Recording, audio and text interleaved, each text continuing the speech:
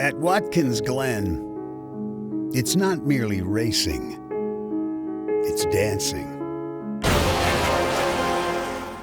Rolling and turning, rising and falling, synchronized, harmonized. Where racers and their machines can't attack the track, they must move with it. Where wheel work follows the lead of footwork. Heel, toe, left brake, shift. One ill-tuned instrument. Rebel off of turn number 9. Big wreck behind you. One sour note. Oh, big crash in turn number 2. David Rudiman hard into the wall. One toe out of place. Harvick is not a guy you want to mess with. They're gonna fight. I'm gonna see this. And the performance can come crashing down. There's a huge wreck.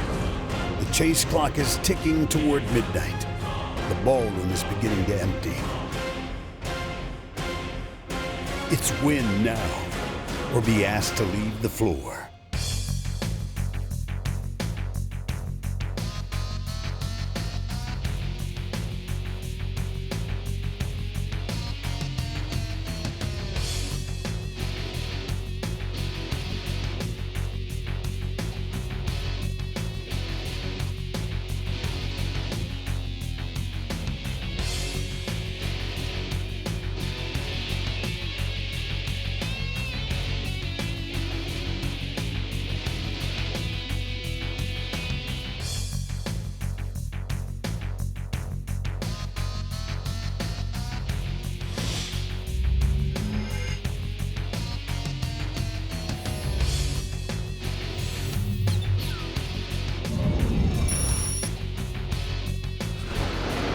Great crowd on hand. 75-degree day. Pace car is off. The NASCAR Sprint Cup Series going racing on the road course in Watkins Glen.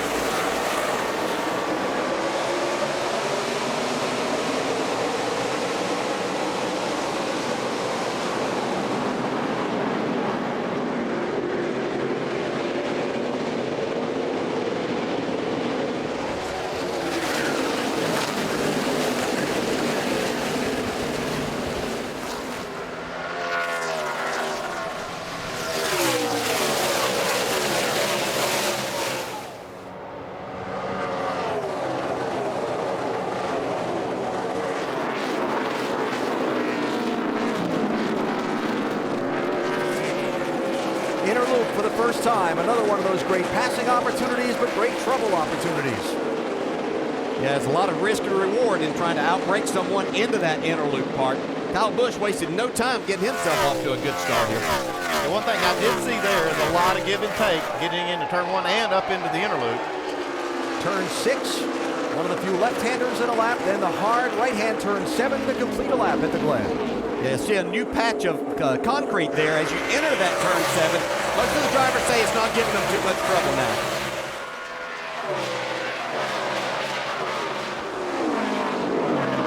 Here comes Marcos Ambrose, going to jump out of line, try and get a spot on Ryan Newman. Ambrose in the 9. He makes that look so easy the way he does that, but I'll tell you, it takes a lot of skill and technique. It does, and he passes more cars here than anyone else I've ever seen race it on this road course. It doesn't matter where he starts, he just finds a way at these high braking areas in particular, make it look easy and make the pass. Brian Vickers came down pit road, first time by, and has gone back into the garage. Follow up on that in a minute. Second, third, and fourth, Montoya 42, Keselowski 2, Jimmy Johnson 48. Yeah, Johnson's looked twice there to the interloop to the right side of the 2-car Brad Keselowski, but I'm not sure he's doing that or just blocking behind him more because he really hasn't been close enough to make a pass.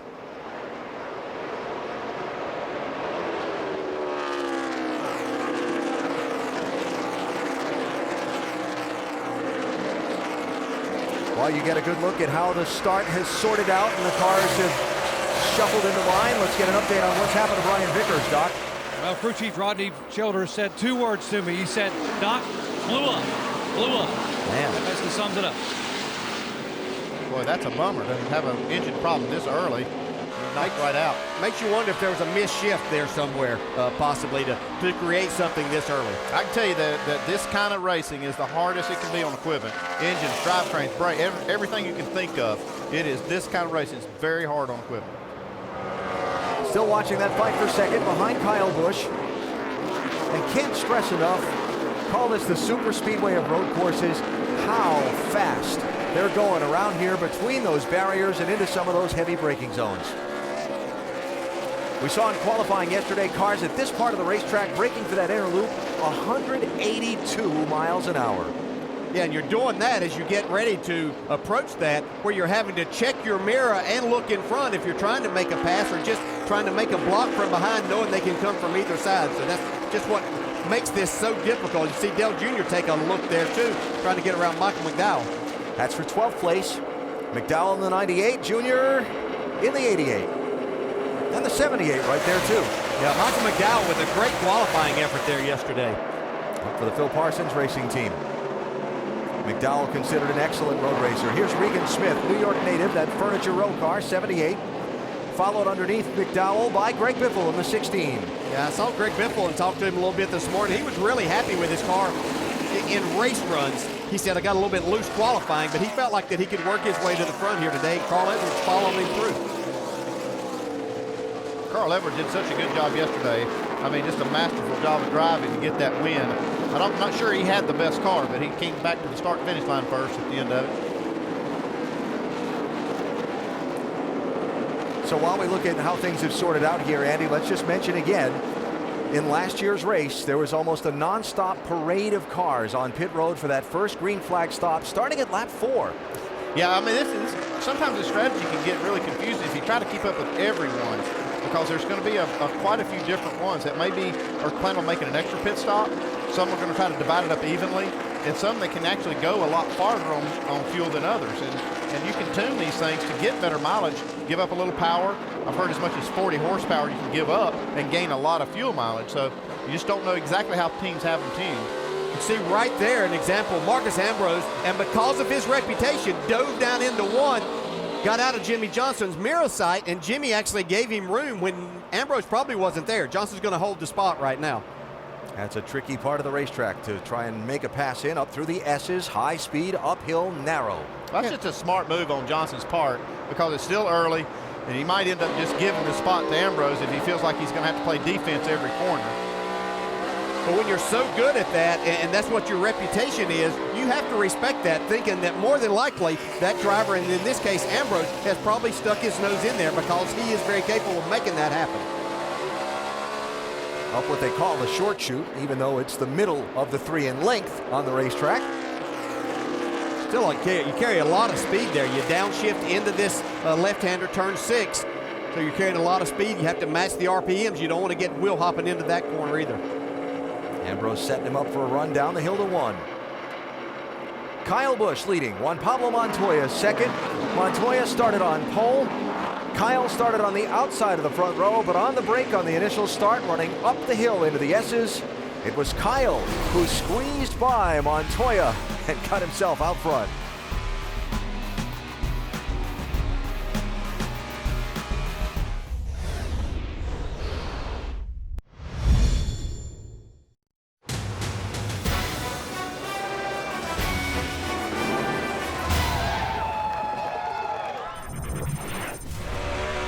Marcos Ambrose and Bobby Labonte made green flag pit stops during the break. That is Stephen Light in the 33 pulling out the black car, while Jeff Gordon rolls down to the attention of his crew, Doc. Yeah, the 4-time champion and 4-time Watkins Glen winner. You heard him on the radio talking about how loose the car was, particularly from the center of the turn off. They're going to take air out of the tires and go down on the track bar. Outside tires on, come around to the inside. And there is the track bar adjustment as they top it off with Sunoco. Mike. Kevin Harvick saying he's tight to the left in the S's. They're going to change the air pressure back to the settings they had in practice. A 4-tire change, he's away. 36 car Dave Blaney is the white car following Kevin Harvick down the pit lane also. Harvick, former winner here. Certainly could use something good to happen, because it has been a not as good a performing as we expected stretch for Harvick in that 29. Here's Brad Keselowski. Dave? Brad has said that this car is tight all the way through this course today. It will not turn for him, even though he's been running up in the top 5. A good run for him so far. They're going to make looks like a wedge adjustment for him, full of Sunoco fuel, slight air pressure adjustment as well. The 5 of Casey Kane is on pit road as well. Casey's biggest problem is his air conditioning unit began smoking. It was filling his helmet with smoke, so he disconnected it entirely. His car also won't turn, so they'll make a 4-tire stop. They'll make a track bar adjustment on the 5. That can't be a comfortable feeling. No, not smoke coming in there. When they just stop working's enough, but then whenever they're putting out some smoke, that's very distracting. Eric Almirola in, Mike. 4 tires and make an air pressure adjustment, trying to get him a little bit more grip than he desperately needs. Almirola away. Speeding penalty for Stephen Light, too fast exiting. Pass-through penalty coming for the 33. And still waiting to see most of the front runners make their opening pit stops, including that man Kyle Busch, who's led every lap of the race so far.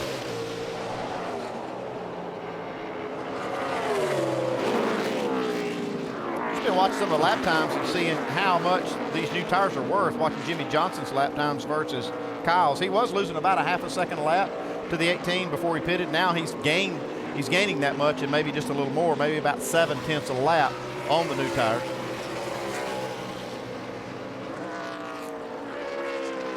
So going back to that conversation when the 48 made the pit stop about maybe being a 3-stop race and some other people trying to 2-stop it. A lot of times you're just forced into it. I mean, talk about the 48 team, really has not demonstrated the ability to get good mileage, good enough to make it on 2 stops. So then you're kind of stuck with that, try to make the most of it. Jamie McMurray, trouble. That is at the inner loop where he is. The damage on the left side of the car probably tells me he has some trouble up in the S's somewhere. That's where I would guess that trouble happened. Tire back there. Possibly blown a tire. You can see the crease in the door where the guardrail, where he got up against the guardrail. Jamie was running 7th at the time. That car is destroyed.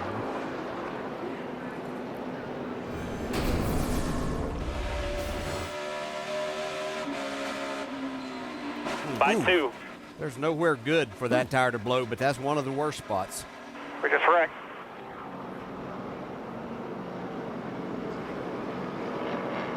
Look at the imprint of the guardrail and the sheet metal. You can just see, I mean, it just creamed that guardrail. He was just had got to 4th gear, so he's getting up to not quite to maximum speed, but you get up to over 180 as you enter the inner loop, but well over 150 miles an hour there. I'd be kind of concerned as a crew chief to see what caused that, and if the other, especially the teammate like, say, Montoya, I'd like to know what that was. Was it brake heat that maybe charred the bead, or did he run over something? Yeah, you'd have to think that that's a real possibility 25 laps into this race. So McMurray goes to the garage. Caution benefiting Marcos Ambrose and Brad Keselowski just in front of him, for that matter, because they had pitted under the green. Now guys that haven't stopped yet are going to have to pit, and they've been able to close the gap on those guys here under this caution. Yeah, that definitely plays to the advantage of the guys that are on the 3-stop strategy. They get to make up a lot of the time that they lost by making that. They get to pull up. I'm not sure that we'll see these leaders even make a pit stop now, but they'll have to make it at some point, and they'll end up losing the lead. But these guys get to make up about 2 miles of track time. That's Kurt Busch in the 51, left rear. Looks like it's coming apart on that car. Left rear tire just blew out. Well, that broke right off the car. Left rear tire just fell off. Yeah, that's looks like the wheel's still intact. Looks like all the lug nuts must have fell off. Well, they had such high hopes. He had made a pit stop earlier. Coming to this race after a great 3rd place run at Sonoma. Well, I take that back. He has not made a Yeah, pit stop. I was thinking he hadn't made the again. pit stop yet, and he's taken that back to the garage. I didn't have him down as being on the pit lane. The season of frustration for Kurt and this team. You know, they run well, and then things happen. Yeah, this is, I mean, having a wheel come off the car, that's definitely somebody didn't do something right. Kurt was running 11th at the time of the caution.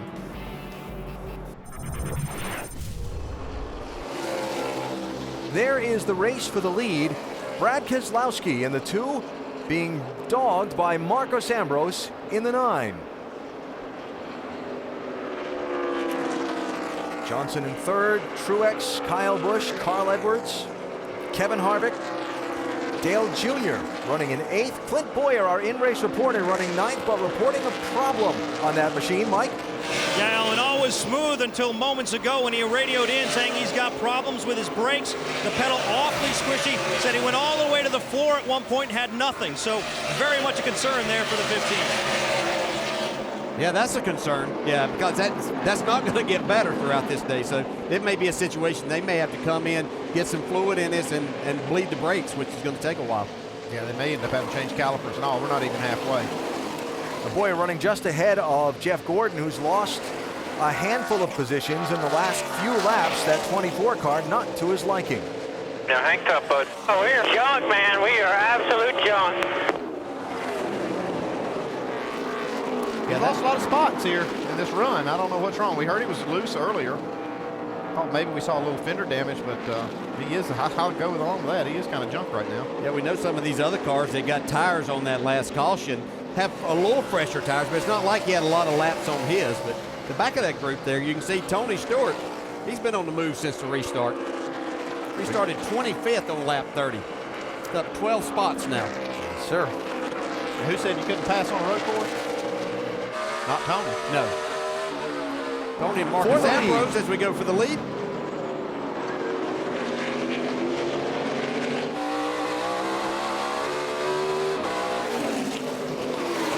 What a surprise. Marcos Ambrose is leading at Watkins Glen.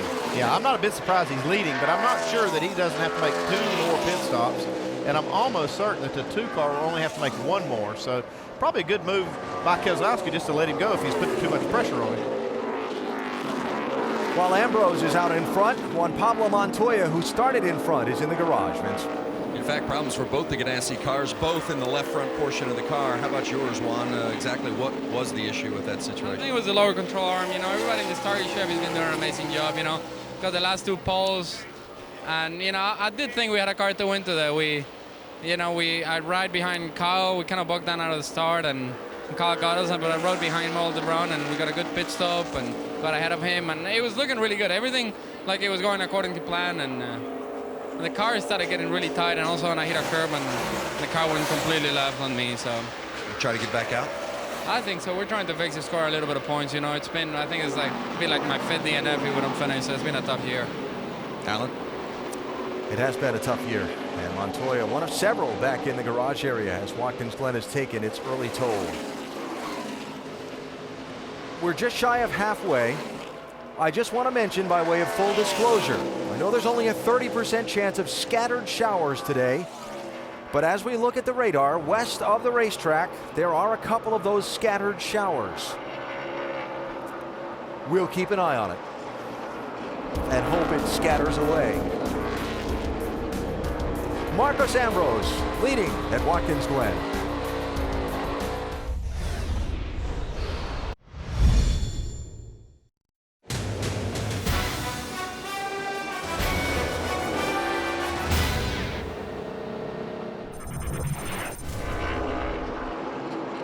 Here's a look back through your top 10. Keselowski second.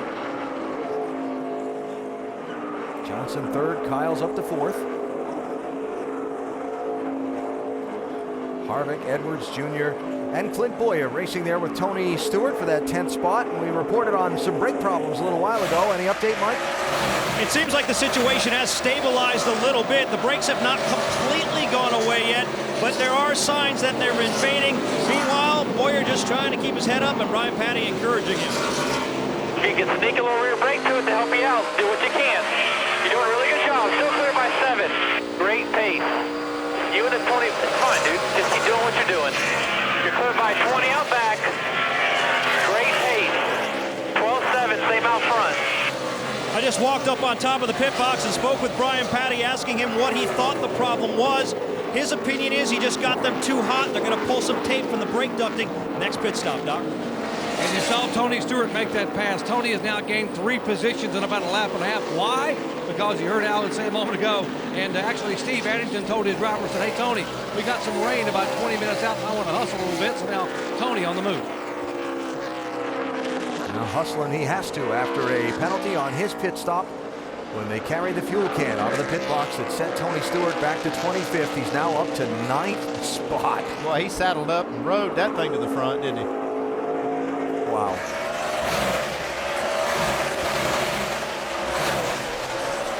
Casey Kane tried to crack the top 10 in the 5 car.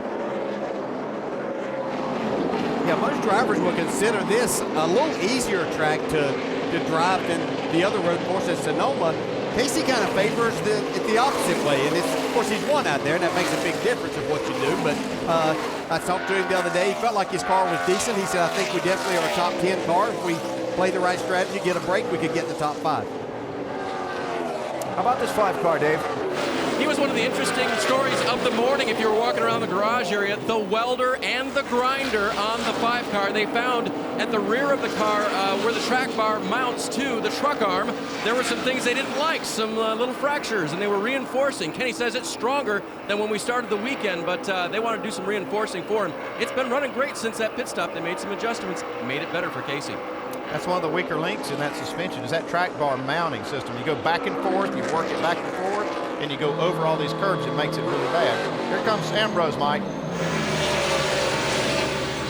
On lap 20, Todd Parrott called for a track bar adjustment. Marcos Ambrose said it made the car better. They're going to actually make a further track bar adjustment here, trying to improve it yet some more. 4 tires on the 9. Vince.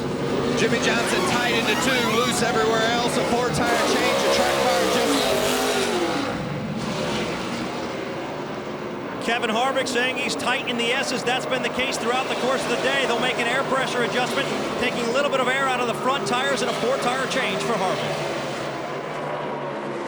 Brad Keselowski goes to the lead after Ambrose makes a green flag pit stop here.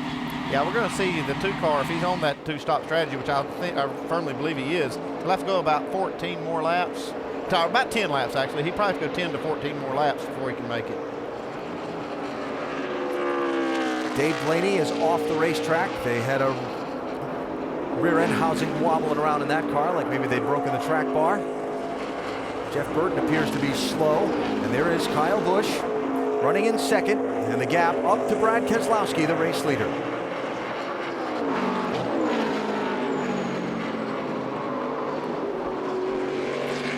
Well, strategies being played, cards are being placed on the table, those chips are being anteed up too. What's going to be the winning strategy today at the Glen?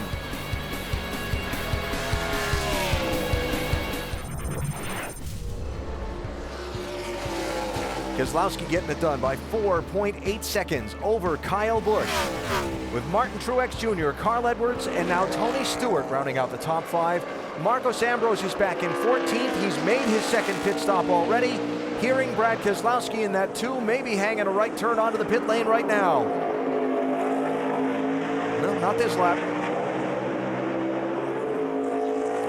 43, Almirola behind him, just came off the pit lane from a green flag stop. He's got fresh tires.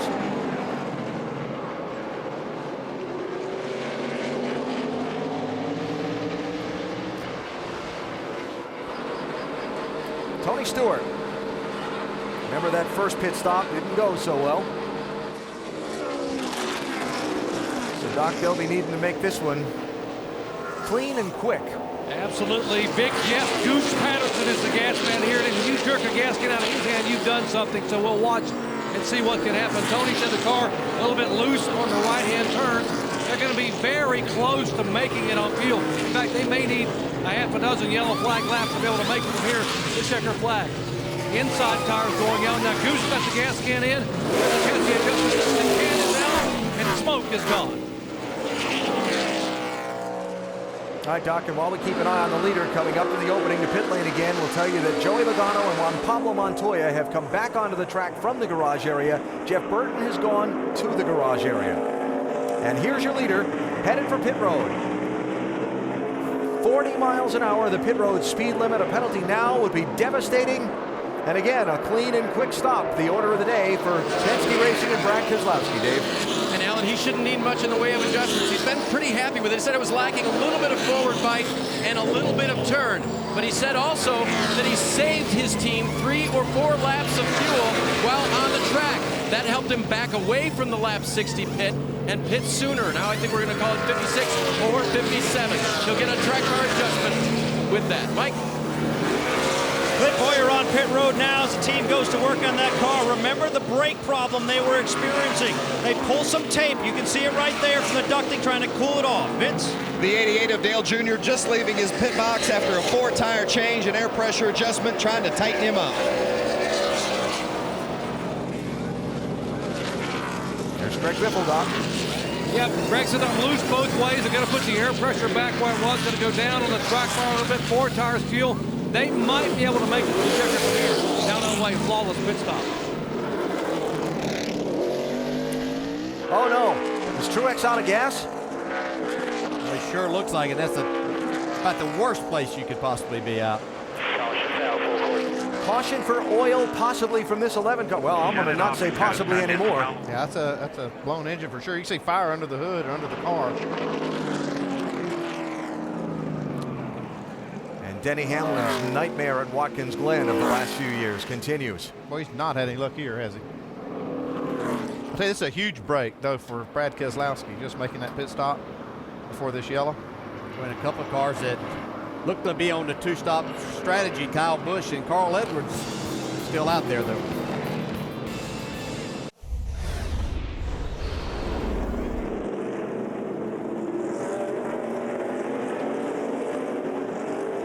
Ambrose is coming in with these other leaders.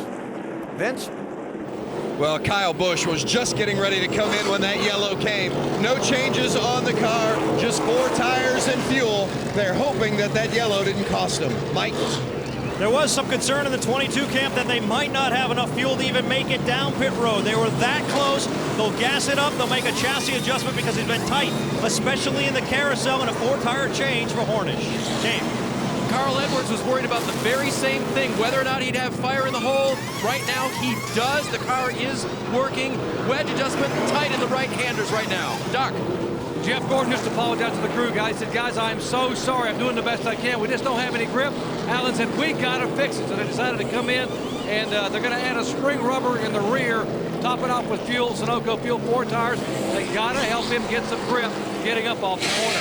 He's away. You're going to see Carl Edwards. Well, he won't even show up on this because he's not in the top 10 still. He was in there forever. Maybe had some trouble getting fire up in that car because he might have been out of fuel coasting to the pit lane. Caution out just the second time.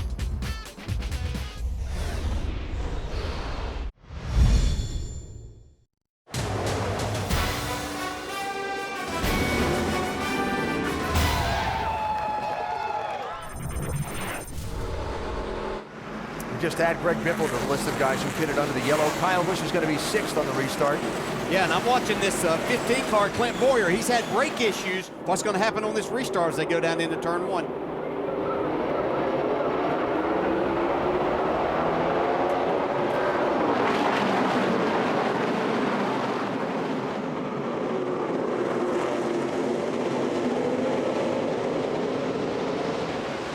Oh, Tony Stewart.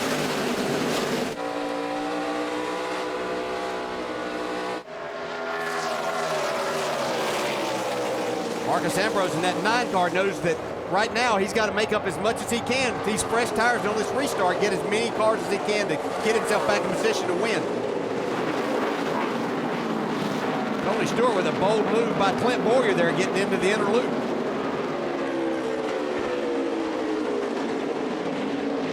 A bold move hopping that curve coming off turn 1 where he had to wrestle the car off the side of Bowyer too. There's 2 cars in the top 10, and we didn't think we were going to be that good today. It's the 88 car of Dale Earnhardt Jr. and the 17 of Matt Kenseth. They're both up there in the top 10, battling it out. There's Ambrose on Kenseth, 9 and 17. That's for 7th place. That's already 2 spots that Ambrose has made up in this first lap of green flag racing. Let's go back to Earnhardt Kenseth. Between the two of those, they've only got 2 top 10 finishes in the last 15 road course races. Jimmy Johnson trying to take a spot from Sam Hornish. See what was on that camera lens? Yeah. Oh, trouble back up there. It's all cars spinning in turn 1. That's Casey Kane. Come on, keep going, keep going. Still inside of here. Come on, you're all good, all good. So you got that pit road speeding penalty. He's kind of gone downhill, which we see many times. Here comes Kyle Busch trying to make a move on Greg Biffle. Nothing there.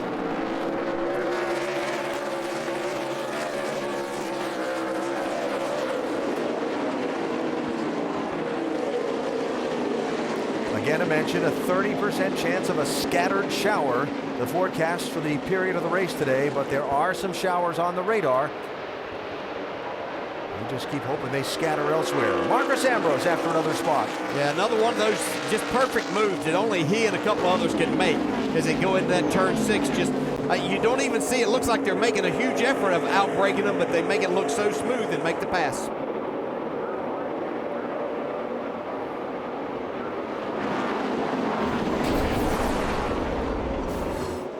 What happened to Casey Kane last time? Looked like maybe a little assist there from Martin Truex Jr. Who had to go back to 22nd on the restart after pitting too soon when he ran out of fuel. Went to 56, stop. Get down, get down, get down, get down, get down. Okay, you're clear. And now Kane is on the pit lane under the green flag while we follow the leaders around the course. Kyle Busch keeps peeking out from behind Greg Biffle. And this time he gets him. Biffle's going to have his mirror full of another one that can make that move here in just a second as Ambrose approaches.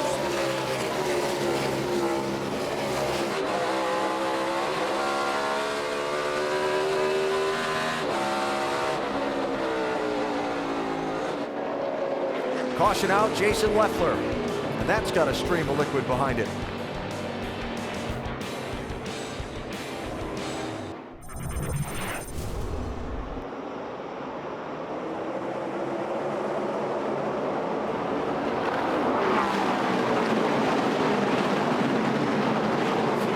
Greg Biffle, the aggressive move to the inside of Marcos Ambrose. Kyle Busch forced wide.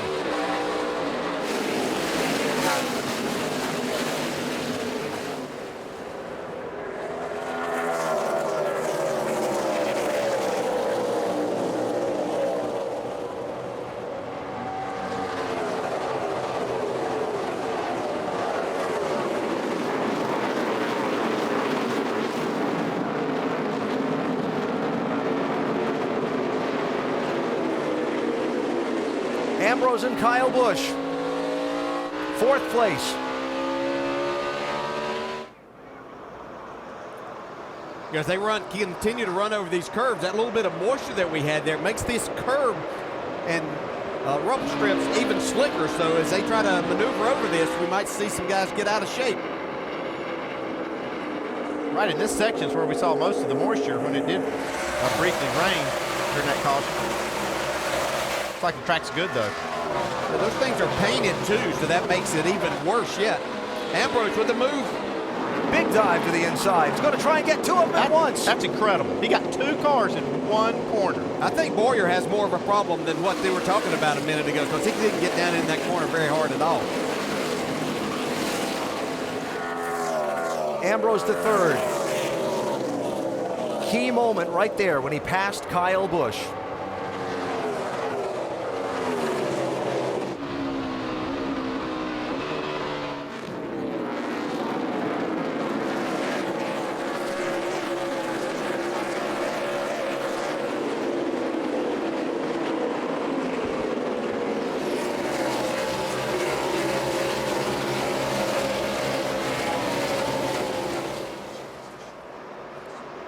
Sam Hornish there with a great day still going. Jimmy Johnson trying to get around him.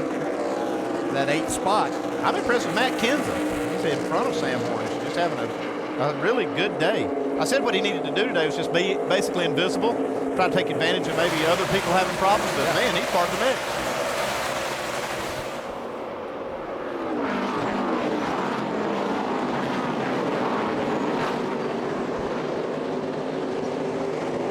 Jimmy Johnson, Sam Hornish, 48-22, racing there.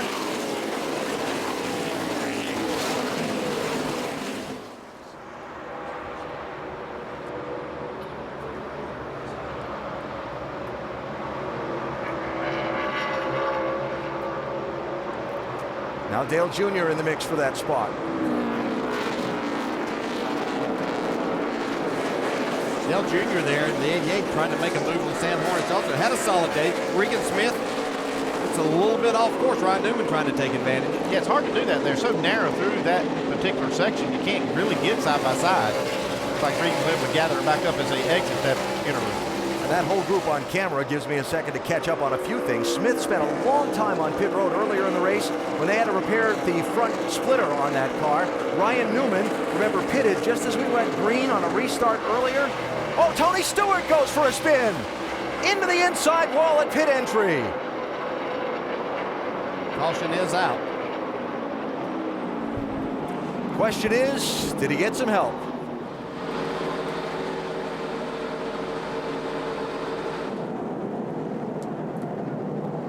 Yeah, he got a lot of damage too. Yeah, inside of the inside guardrail there, right to the entry of pit road. Was there contact before that created that situation? Get the back over here, guys. Get the back damage, get the deck lid down.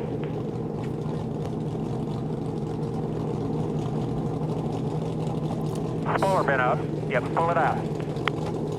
Upper bar, bumper bar.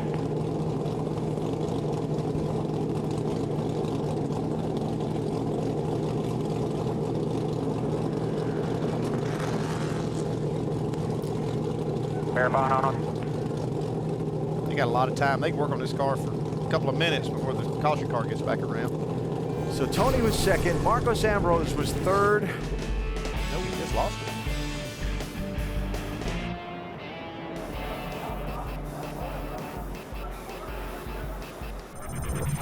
Back up here at the boss there with the boys here. Yeah, it's nice up there, ain't it? Pretty whip. 16 laps to go, 3 wide for the race lead, turn 1. Wow, what a move by Kyle Busch. Not done yet. Now it is. Boyer and Biffle have a little contact there.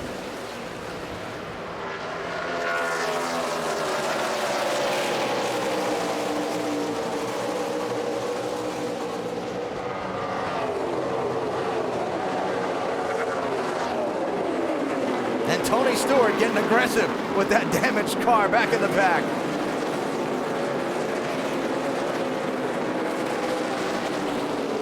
Oh, Scott Speed off. He is on the lead lap in that 95 car. Solid run for Scott today in that team.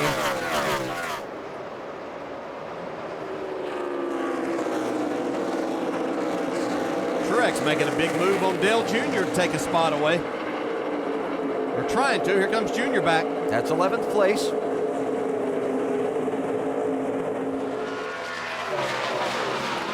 So Kyle Busch with a bold 3-wide move on a restart.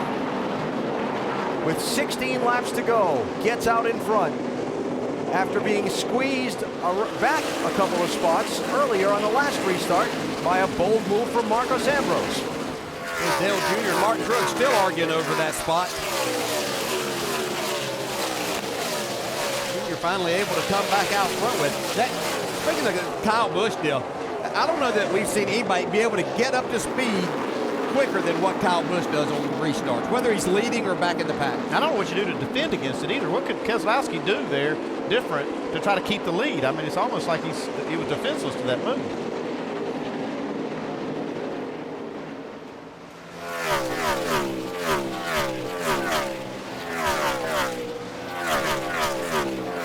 Talked about earlier, you get to the point in these races, these road course races for the NASCAR Sprint Cup Series, where it's not give and take. It's all take and no give. we're in that zone of the race now where it is all take if we have any more restarts. Or if we don't, even if it runs to the end, we're going to see a lot of push and shoving. Kyle Busch back to the front. He led the early segment of the race, got shuffled back by cautions and strategy. A bold move regains him the lead.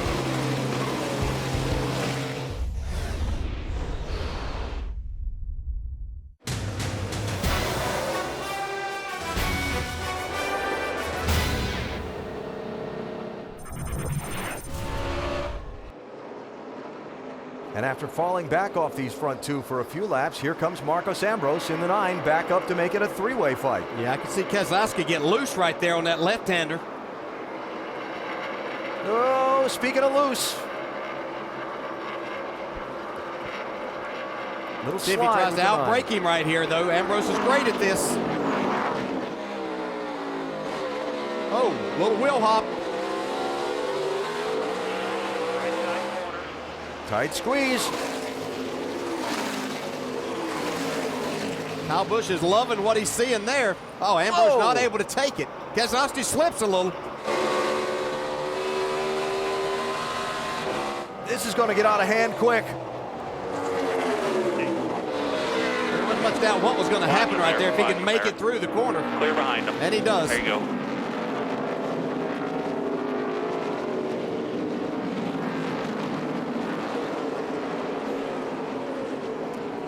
So Ambrose to second. Keselowski back to third, with Greg Biffle taking opportunity of that side-by-side racing to close in, and Kyle Busch taking advantage of the side-by-side racing to get away. Yeah, we watched Ambrose there as we were at commercial drop back a little bit. I think he was actually saving tires and his brakes a little bit to make a run at them. How about it, Mike? I think you're absolutely right. Ambrose said before this race that he learned a lesson in Sonoma earlier this year on how to save tires and that he would apply it here this weekend. That may have been the case. I just spoke with one of the team members, asked what he's saying on the radio. They told me absolutely nothing. We know Marcos. At this stage of the race, he's in the zone. He won't say anything unless something's wrong. Yeah, well, he's in the zone for sure. Yeah, he let you drive and do your talking right now. There's nothing to say. They're not making a pit stop. Only thing, he saved all the fuel that he can. He's had some cautions to help him. Todd Parrish giving him the car. His job to go catch that 18 if he can. But the time he and Brad Keselowski spent in that hard fight for second allowed Kyle Busch to get away. Yeah, there's a lot of laps left. I know it says 9 laps. You think that's not very many. It's a lot of racing here on this track. A lot of turns to negotiate. He's got a lot of time to make up.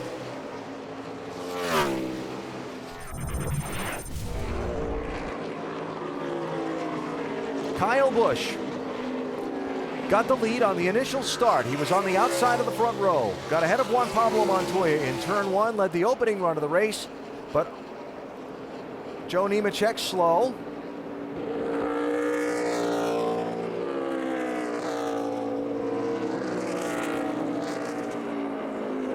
Trying to make it back around to the pit lane. I'd say maybe he's had a transmission problem or something like that. Trying to make it back. Yep. 2 laps to go. It's like Keselowski's car did come back to him. It's just maybe a little too late. See there, if Ambrose happens to make a little bit of a mistake, Brad will be there to take advantage. Right there's a little bit of a mistake on the 9 car. No, it's a mistake. It just looked like his handling's going away on him. Yeah, bobbing and weaving around a lot.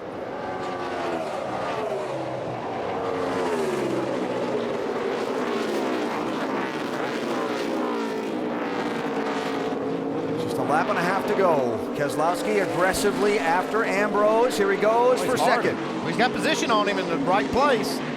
He made a great move through the inner loop. He slid that thing through there and jumped back in the gas. He could see that Ambrose's car was really going away. Look at that 9's bobbing around. I see the 18 moving around like he might be out of fuel. That's exactly what I was thinking, Andy. I was wondering if he was running out of fuel here. Coming to the white flag. I'll tell you, the 2 cars close that gap. I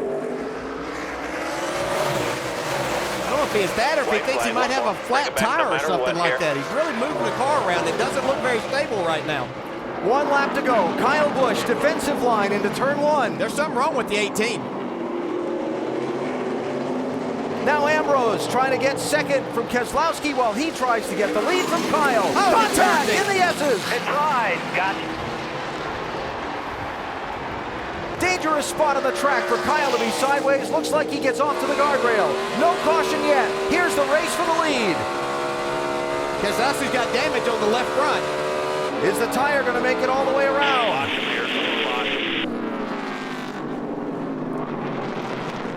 And will the 9 help him? Oh, everybody's in the grass. Oh, you're clear. Dig, dig, dig. That might have been the race right there. We'll see. No, Keselowski's slower.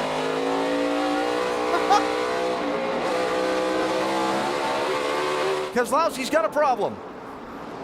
Trying to stay with Ambrose.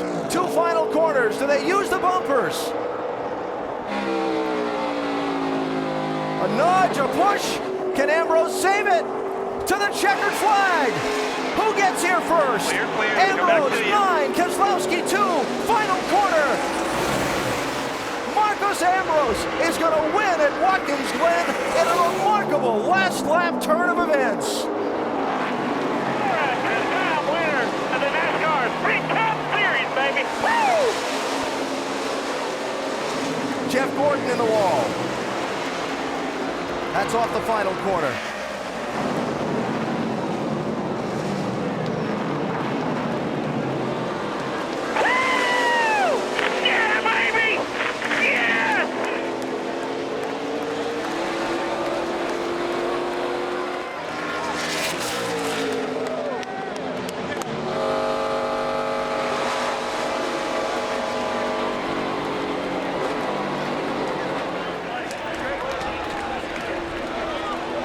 I so badly want to hear from Ambrose and Keselowski to find out what in the world was going on in that last lap and a half.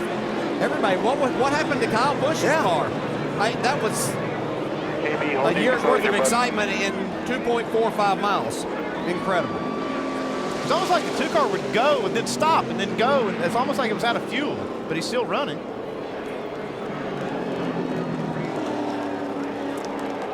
Vince? I'm with Dave Rogers. He's the crew chief for Kyle Busch, communicating now to the team.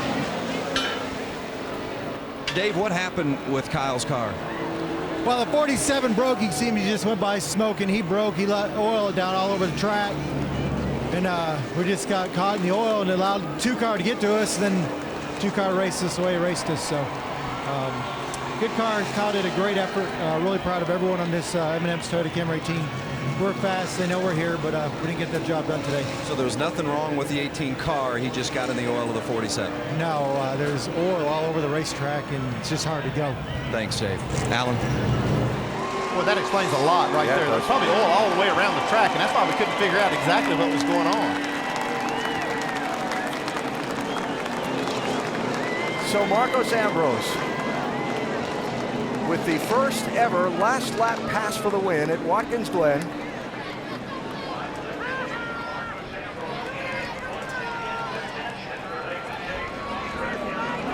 Brad Keselowski having to settle for second, but Dave, he's smiling a lot as he shares. Well, he's congratulating everybody on Marcos Ambrose's team. Tell us what happened on that last lap, Brad.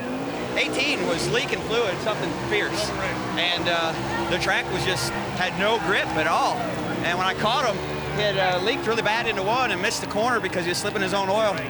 I got under him going into 2, and we all slipped in his oil, and I hit him and it spun him. And, I mean, I hate to say there was nothing I could do, but there was literally nothing I could do. It was just one big giant oil slick underneath his car, and I feel bad about that. And then it just came down to running a whole lap against Marcos, and I got in the oil and would slip up, and he'd get by me, and then he'd get in the oil and slip up, and I'd get by him, and just really good, hard racing. So beating and banging, I think that's the way racing should be. It's great to race against guys like Marcos. Thanks, man.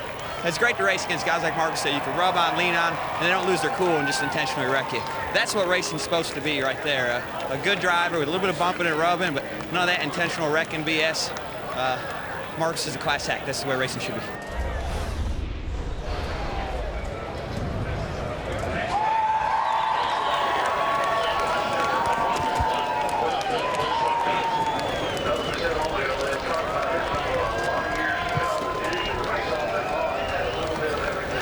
The emotion not quite as intense as a year ago, but believe me, they are very happy here in victory lane. What a dramatic last lap. How would you describe it? Oh man, it just feels so good to be back in victory lane. Thank you to Sprint, Stanley, DeWalt, Mac Tools, Ford, Rich Petty Motorsports, everyone that gets us here, you know. Just feels so good. Last year was relief, this year's just pure joy. Big shout out to Dad, he's been in hospital all week.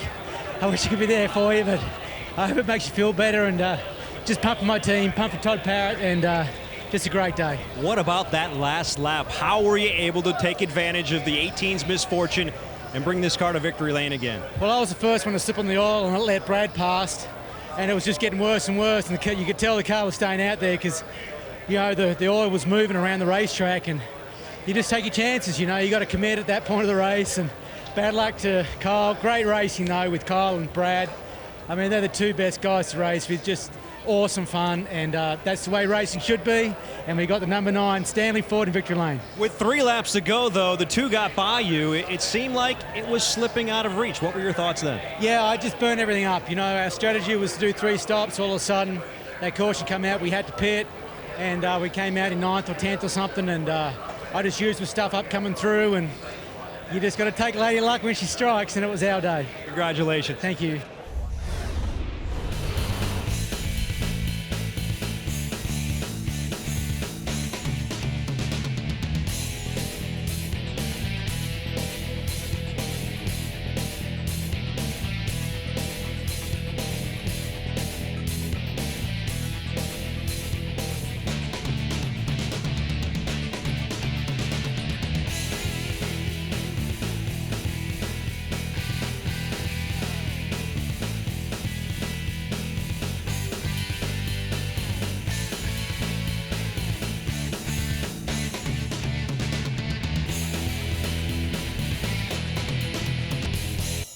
This copyrighted telecast may not be reproduced, retransmitted, or used in any form without the authorized written consent of NASCAR Broadcasting.